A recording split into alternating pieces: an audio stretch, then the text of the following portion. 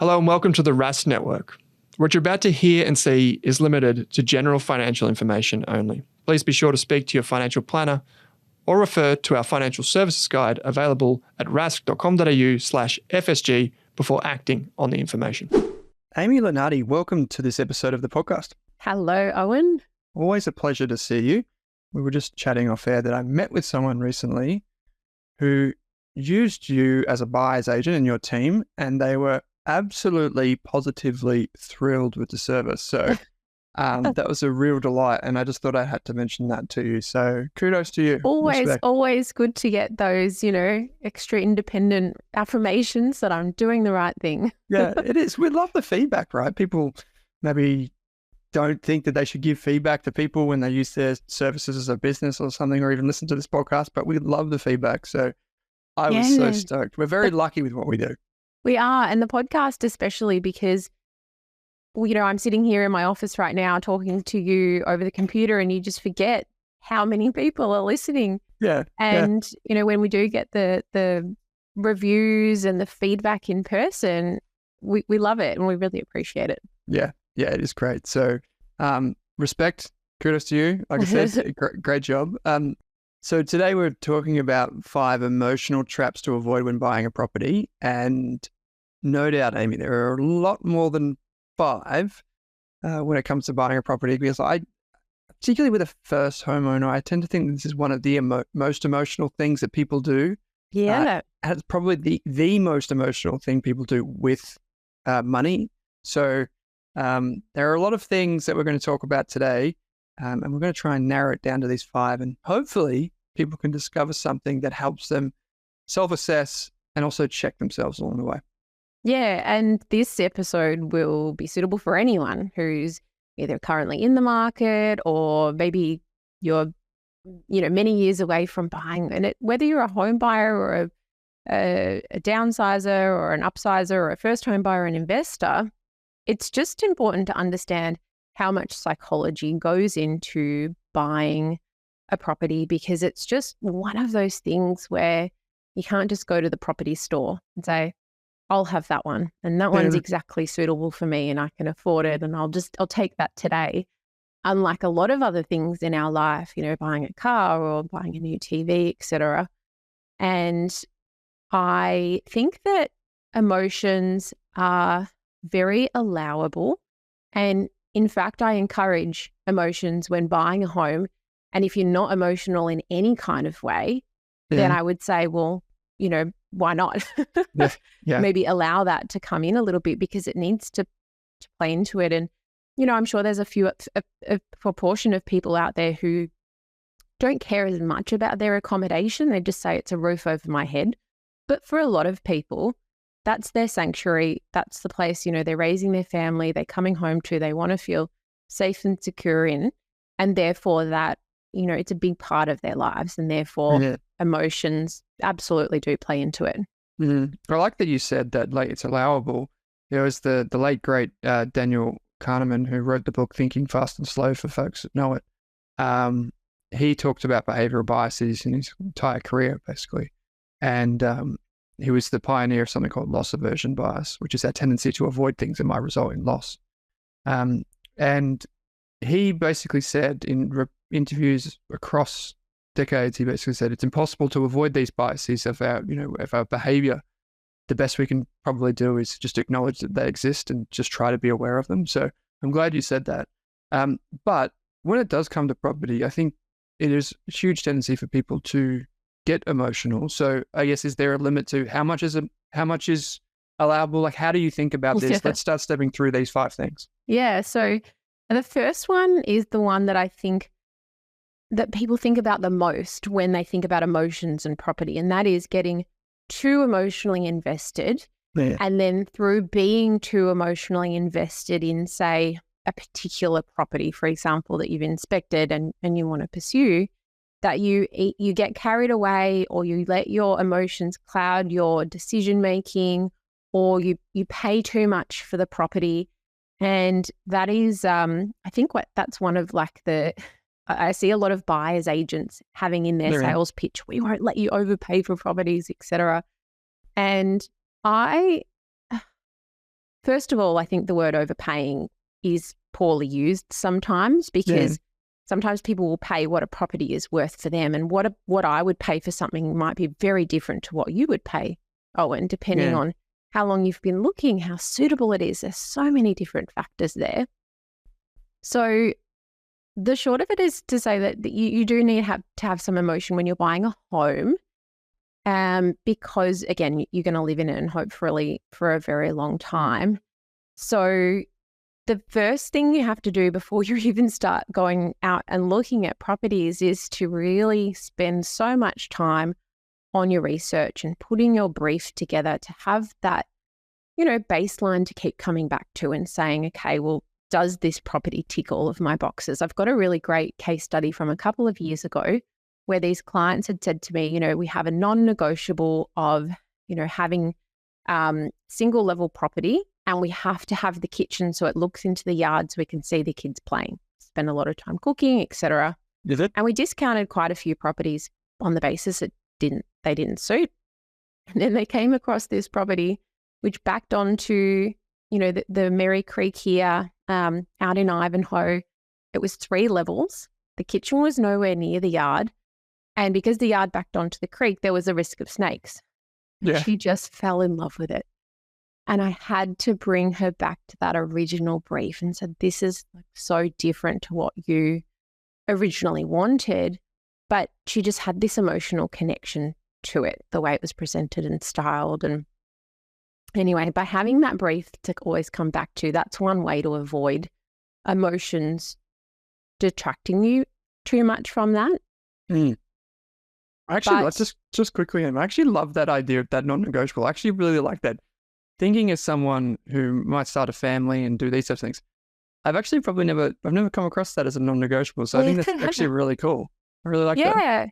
Yeah, your non-negotiables need to still be realistic, because if you've got too many of them, you're going to have no options or very few options.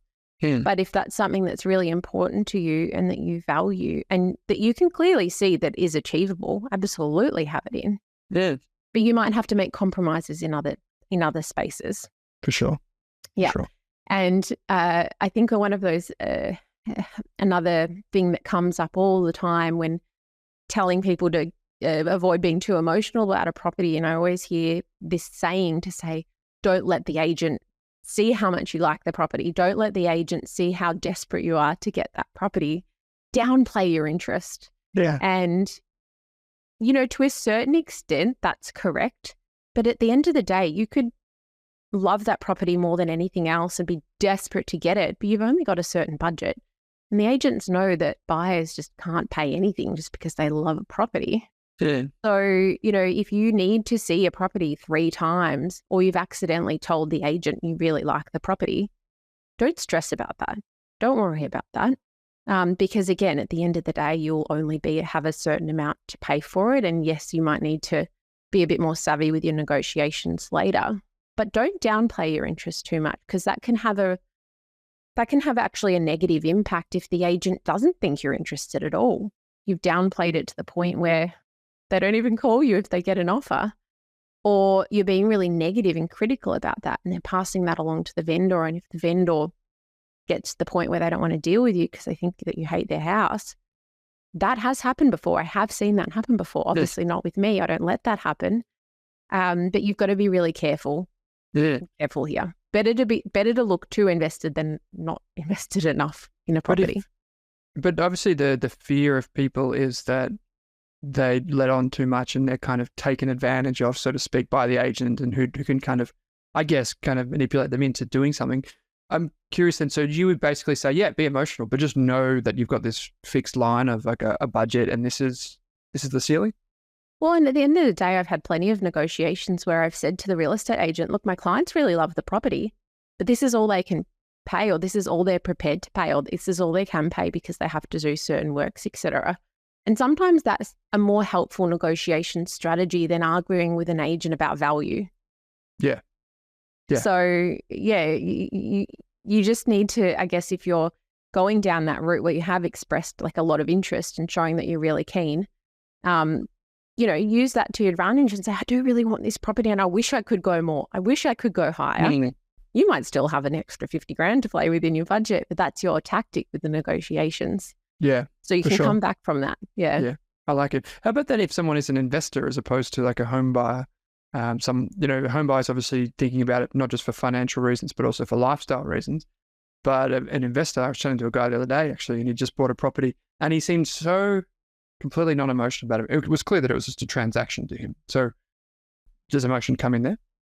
A little bit.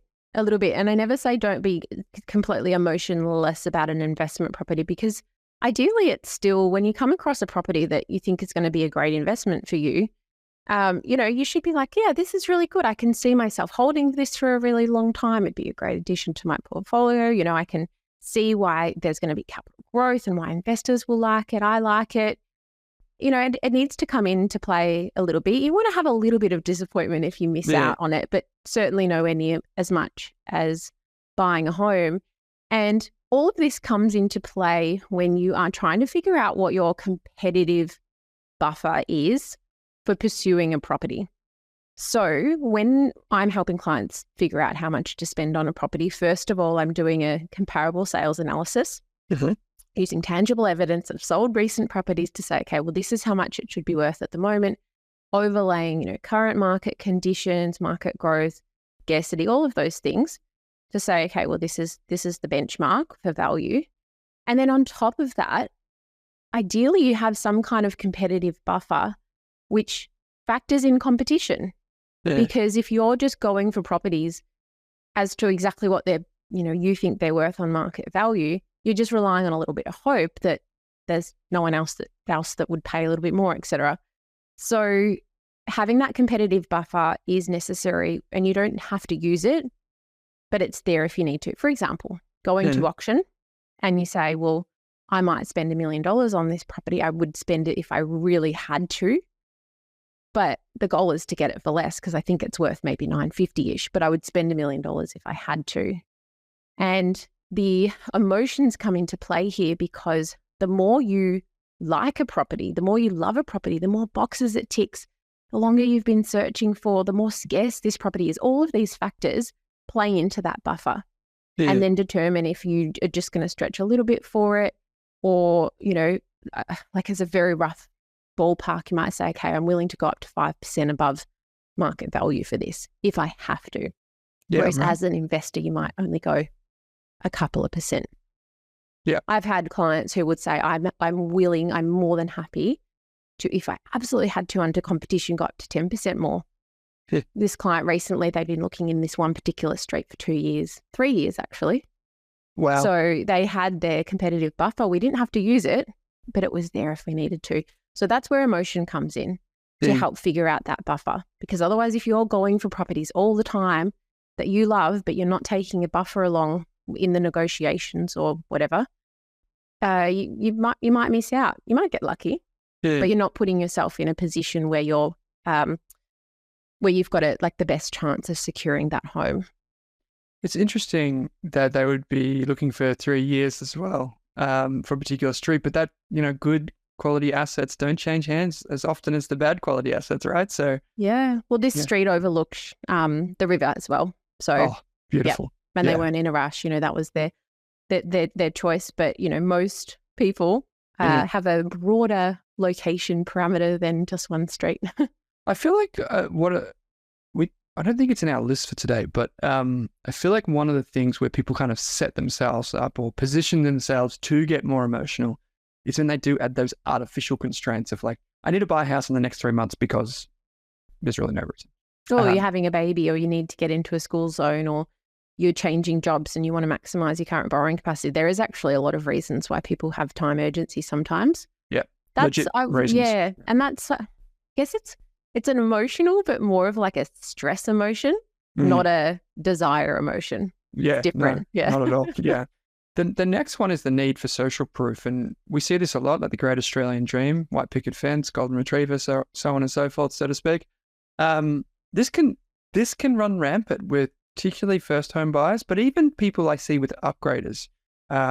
Social proof from their peers or their friends, like keeping up with the Joneses. social proof from things they see online, or a big one is family. Yeah, exactly right. But when I see social proof being the biggest issue with property is where some people need someone else to want that particular property for them to want that property or for them to pay a certain price. Right. Yeah. Okay. So, for example, and this is especially where you haven't done a lot of research up front, you're doubting yourself around the value of that property, which for some properties can be really challenging. So say you're looking at a private sale property or it's off market. So maybe it's only you that's looked at it or a few other people, and you haven't done that research beforehand about, okay, how much do I think it's worth and how much am I prepared to pay? Yeah. Then when it comes down to the negotiations, I do see people having self-doubt to say, okay, well, what if I'm paying too much? There's no one else that's put a bid in on this property or put an offer on this property. What's wrong with it? Oh, yeah. And this is where you have to rely on your own due diligence to be able to help you make those decisions. And I've seen it many times before where an agent will, try and sell a property off market or pre-market, and they'll take a few buyers through, and the buyers will be umming and ahhing. And then all of a sudden it goes on the internet and then it goes to auction, and those buyers are prepared to pay more. Yeah. Because their decisions or their price has been validated by someone else. Yeah. And I see this happen quite a lot too with a pass-in at an auction where maybe that property, there's so many reasons why a property could pass in. A pass-in means that the bidding hasn't reached the reserve at an auction. And I've been to many auctions over the years because I was thinking the other day, I've done over 1,000 auctions easily. And, sometimes it's just a bit of bad luck for that vendor where certain buyers don't rock up on the day, or maybe they've bought something else the previous week or whatever's happened, and I'm the only person there. Or it's just great. It's a great opportunity. But then the buyer says, well, no one else is bidding. What's wrong with the property? Am I going to be paying too much? And I have to remind well, this is an opportunity to now get a property for less than what we were prepared to pay, often under our competitive buffer. This is an opportunity. But it's very common for people to feel uncomfortable if they haven't had bidding. Doubt themselves. This social proof thing is something that's always been fascinating to me. And for anyone that's read the book Persuasion by Professor Robert Cialdini, it's a fantastic insight into this. And he uses some examples of, I'm going to be quite glib here, stories of, say, people that might be attacked or something happens outside their apartment building, and everyone rushes to the window to see, why is this person screaming or yelling? Right? What's the commotion? And the first person goes to the window and sees what's happening. They're like, oh, maybe something's happened. But they don't move. They kind of go into shock. Like, I don't know what's happening out there. But then the next person on a different building comes to the window and sees that first person who's not doing anything. And they think, oh, it must not be anything to worry about. And then the next person, and then it creates this social proof where they should all probably do something. And this social proof phenomenon plays out. And it's so powerful. You don't realize, particularly when you're in this emotional state.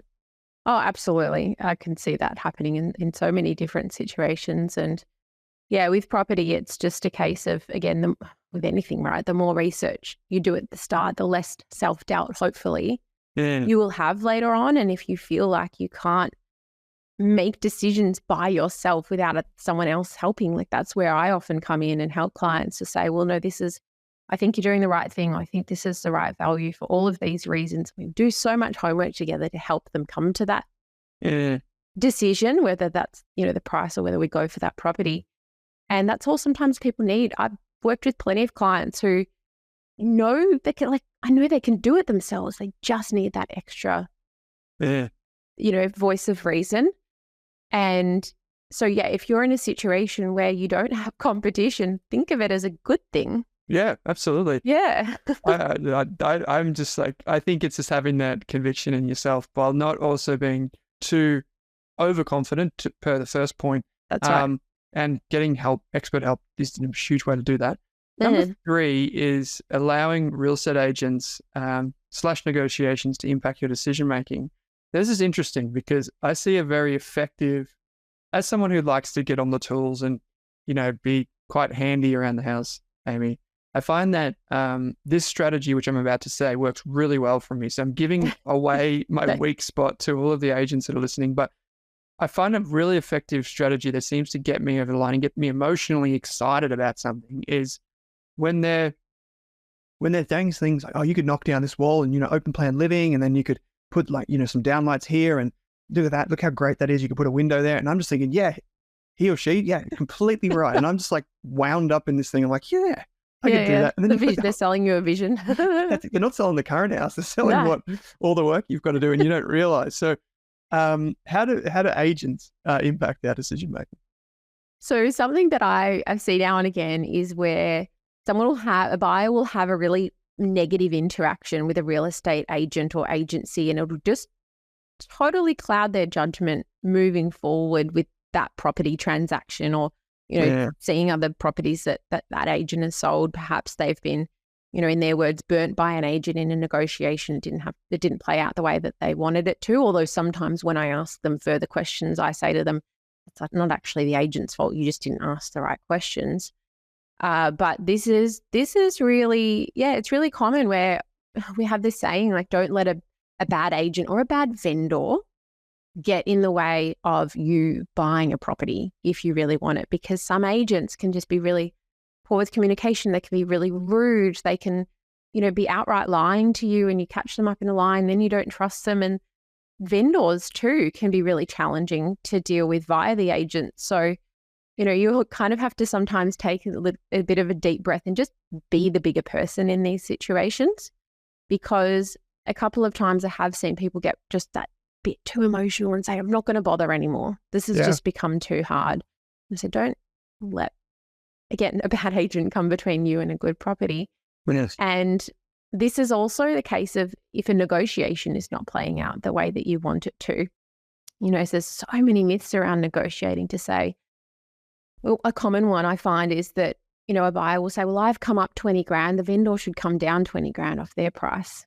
It just doesn't work that way. The negotiation has 100 different ways it can play out. But I have seen many instances where, a buyer says, well, the vendor's not playing ball, or the agent's playing games, or whatever it is. And it's not necessarily the case. Like, maybe the vendor they won't sell for any less, and that's it. And you've been coming up on price, but you've started at a really low price. There's so many variables there. Yeah. I had a client a while ago who got himself so worked up about this whole thing. Vendor's being so stubborn, the vendor's not playing ball. And I've said, well, we've actually been given an opportunity to buy this property pre-market. The vendor wasn't sure if they wanted to sell pre-market. They're giving us an opportunity to do so, but this is the price that they're willing to do it. Otherwise, they're just going to go to auction. Yeah. And you're saying that they're not being negotiable, but they don't have to be. Yeah, they've taken a big step in just doing that, to be honest. Yeah. Exactly. And that was, I had to coach him through that because it just, for some reason, really impacted him and his own decision making. But yeah, I do see this quite often. I have to be, well, as a buyer's agent, we have to be very Switzerland. I've got a few agents in my who are off my Christmas card list, let's just say that, but I have to deal with them still, and I have to put on a smiley face. Yeah. I think in this instance, it also comes down to knowing who they are and what role they play. You know this better than anyone, but just if you're new to the buying experience, or if you know you're prone to this, just be aware of their incentive and who they represent, and where they sit in that relationship. I think that's kind of the first step to just knowing that any of the information that may come is an opportunity to hear the words and to hear what they're saying, but also just remember it's your property, you're the one buying it. And that's a really great point, because I guess the flip side can happen too, where an agent is being too helpful and too friendly, and sometimes buyers get really suspicious of that. Yeah. And say, what's this guy's agenda? Well, maybe he's a nice guy that wants to help you buy this property. Yeah. Still working for the vendor, but you've got to then not fall into the trap of listening to everything that they say, because some things might not intentionally be lies, but maybe they're giving you the wrong information because they've been given the wrong information.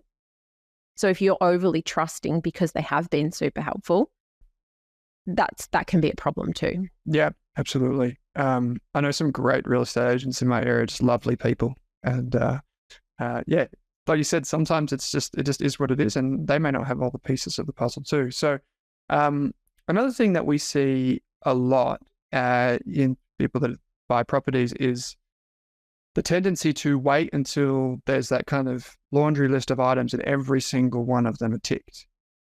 How is that emotional or is that just logical? So there's two ways to think of that. When you've got your property brief and your non-negotiables, you have to tick all of those boxes. That's the whole point of having non-negotiables. If it doesn't tick one of them, don't even look at it. Yeah. Or maybe you might see a property and it doesn't tick all of it and it makes you reassess your non-negotiables, which is totally fine, of course. Listen. And then you've got all of your bonuses as well, which is like, the property will score higher if, it ticks these boxes. But what I often see is people waiting for the one, walking into that property and just thinking, wow, this is my house. This is that feeling that they're trying to find. And I liken it to going like online dating and walking into like dates and just, feeling like you need to have that feeling straight away with someone. It doesn't always happen that way. I think I went on like 4 or 5 dates with my husband before I was like, yeah, you're all right. Hopefully he's not listening. He knows. So he was the same. And that feeling that people are trying to create, sometimes you can get it. And that's awesome. I've had so many clients who are like, I know this is the property. It's just the one. It's got this great feeling for it. And we get it or we don't get it. But then if we don't get it, challenging thing is trying to recreate that feeling, which you might not be able to. And the problem is there that you might then just continuously discount properties that tick all of your non-negotiables because you're striving for this feeling that may or may not exist. And that can be a real problem. And that's where I see people looking for a really long time. And I do homework with them and I say, what about this one that's sold? Why didn't you go for that? It ticks all the boxes. It's sold within budget. Oh, I just didn't get the right feel from it. I just didn't like it. So one of my tips here is to first of all acknowledge that this feeling might not be achievable. Secondly, to acknowledge that this is not necessarily going to be your forever home. For many people, especially first home buyers, it won't be. And then another way to think about it is, what do you think will give you that feeling? Or if you've had that feeling before, what do you think it was from? And in some situations, especially with first home buyers, it's because that property has been beautifully presented or styled or, trendy, creative work lives there. And I've seen 2 apartments literally exactly the same before. And one of them was a rental, was just a bit battered around. And the other one exactly the same, but just had this like lovely homely feeling and, sheer linen curtains and it'd been really well cared for. And there was no one interested in the other one. And then the nicely presented one sold for heaps more than it should have because it was that feeling. I say, well, you can recreate that feeling in many instances. So try and figure out what you like about it. Or another feeling that people often get is not realizing natural light. They'll walk into a property and it's not the right orientation. They'll say, I just couldn't place my finger on why I didn't like it. And I'll look at it and I'll say, I think it's maybe because it was all south-facing windows, so it was dark. I'll say, yeah, that's probably it. So then it's like, okay, well, don't go and look at south-facing properties. So that makes sense. Yeah, it's interesting that people would reflect on that. And I was just thinking about some places that I've inspected and like the ones that stood out to me and why they were so nice. And it's some of those things that you've mentioned, but also probably some things that I didn't necessarily think about until just now. So we've got 4 so far. So we've got avoiding being too emotional, and that often leads to overpaying. Obviously, some emotions are fine. The need for social proof, and you mentioned people have that self-doubt, which is a really interesting form of it. And then you've got the agents impacting the way you perceive a property, or the negotiations not going the way that you had hoped.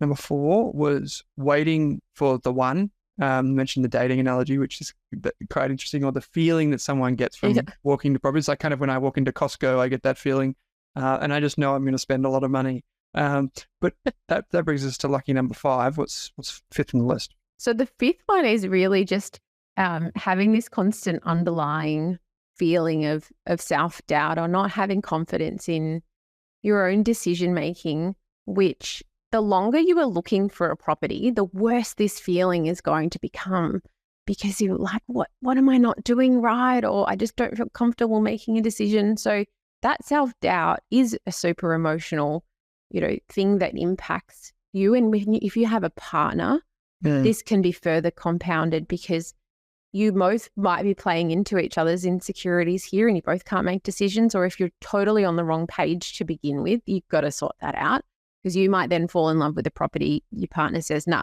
don't like it at all. And that causes emotional stress in your own relationship. And you just get exhausted as time goes by. And for some people, they do get to the point where they just say, oh, I'm just going to buy whatever. But a lot of other people, sometimes they'll just take a break for a long time. It's like, again, dating. The more you go online dating, the more exhausted you get. You say, I've got to take a break from all this, reset.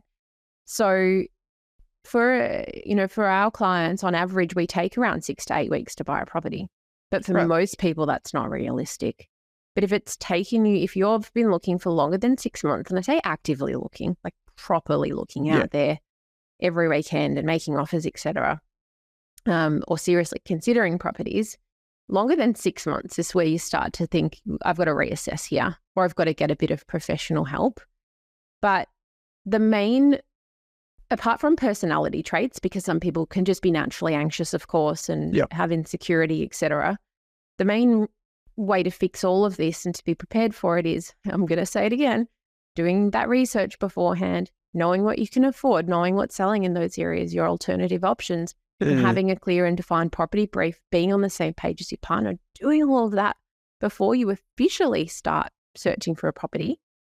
That is the best way to be able to avoid this procrastination, self-doubt, and changing your mind at the last minute, and all of these things, which are just common buyer pitfalls that I see, and it all stems through that, through emotions. It's interesting. Again, that self-doubt comes up. I was going to ask you earlier on how long it would typically take you to work through these things, because, on the financial advice side of town, I see that a financial advisor's role increasingly, as like technology and things take over a lot of the day-to-day financial questions that people have, I see a human's role in that, like the financial expert's role in that, to be so much more behavioral and more focused in that way. But oftentimes when you ask the question, well, how long would it take you to buy a property? Like, it depends. Yeah. But I'm glad you answered that, because a lot of people would be getting months into that journey, getting frustrated, maybe even being turned off, maybe prices are going up, all of these different things. And it just becomes even more emotional, to the point of like, they're either paralyzed or they feel defeated. And so I'd imagine when you say, this is just like an aside, Amy, but I imagine when you say 6 to 8 weeks, I imagine you're getting a lot of people who have been through that journey, and therefore they feel like they've already tried a lot of those strategies. Yeah, sometimes yes, and sometimes they'll be starting fresh. But regardless of what stage they're at in their journey, we do all of the homework together before I say yes to helping them, and before I charge them anything, to make sure I can help them. Yeah. And, analysis paralysis, like you said, that's another thing as well, where you can be over-researched and do too much research to the point where you question yourself, or you're focusing on the wrong things too. That is common. With property, I don't have these issues because I work in the industry and I'm a professional. But, when I've been renovating in the past, I encountered this so much with my emotions. Like, I know what I'm trying to achieve and I know what I like, but I would stay up, for hours, not for hours, but I would just do my head in trying to choose the right doorknob for my cabinets. I think that's just so ridiculous, isn't it? But I just was like, I didn't have the self-doubt, and I just ended up getting an interior designer for the last project because I knew I couldn't make decisions. So sometimes you might get to the point where you do need to just say, acknowledge your flaws and all your things where you're lacking, and just get a little bit of help, whether that's through a buyer's agent or, it's basically through a buyer's agent. But I see it all the time too, not just in, like, say, property, like mortgage brokers, accountants. You talk about having like kind of like an all-star team around you. I think I don't know, maybe this is just a thing as you get older, you start to realize where you should invest some of your time and invest some of your emotions and invest some of your energy. And as I've got older, I used to have this real DIY mentality, and now I'm kind of not polar opposite, but I still want to be involved. I still want to have direction and be thoughtful and I guess intentional about how I do things. But more and more, I'm getting around this idea of having kind of like a an executive team, so to speak, like a team that works for me that I can trust that they're really good at their job, and I'm obviously going to pay them because that's what they've got to do because they're really good at their job. But things like a really good accountant, a really good mortgage broker. Maybe you don't have to pay the lawyer every month, hopefully not. But like if you're in business, you probably do have a lawyer that you want to refer back to for really tricky situations. And the more time has gone on, the more I see the benefit in that bigger picture, not just from, longer term financial outcomes. That's one thing. But the big thing is like the emotional weight of all of those other things that I would have to think about in order to get up to speed and be even close to someone like that. I think it makes so much sense. So. Well, that's exactly right. And it is, it is hard though, because when you're starting out, especially, you can't necessarily afford all these things. And my first renovation I did on such a budget. I couldn't afford anything. I couldn't afford a professional help. But then the most recent one, I could afford it, and I saw the value in it.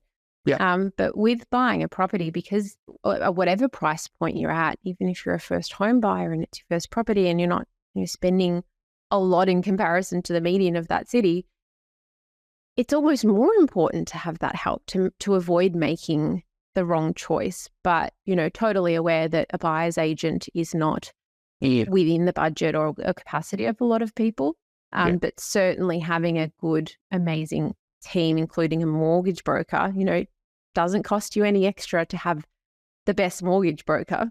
Yeah, so... no, it doesn't. You're right. You're spot on because of the way that, they're remunerated and it's all kind of the same these days. So yeah, it's actually a really good point. And, Pete often talks about on the show how we all kind of do, but Pete in particular is always saying how it's like a springboard, that first property and where it takes you and these types of things. And thinking about getting that springboard right, you want to be bouncing off in the right direction. So emotions are definitely one of the things that I see clouding most people's judgment. And it's, as Amy said in this episode, it is totally reasonable that if you're buying a house right now, that's perfectly reasonable. I was emotional, and I would bet that Amy had some emotions in the day that she was buying her first home or even another home. So that's okay. But these 5 ways are ways that you can trip up. So be mindful of them and try to manage them as best you can. I love these conversations about behavioral biases or like emotional intersections with finance and our long-term wealth goals. So, this has been heaps of fun. You do have a checklist that is available in the show notes of every episode of the podcast. So if you are buying a property, there's one of Amy's checklists down there. You just can click that. It's free. And it may be that enough to help guide you and to help you ask the right questions, check for the right things as you go on this emotional journey. So, Amy, heaps of fun, as always. It's a pleasure. Thanks, Owen. See you next time.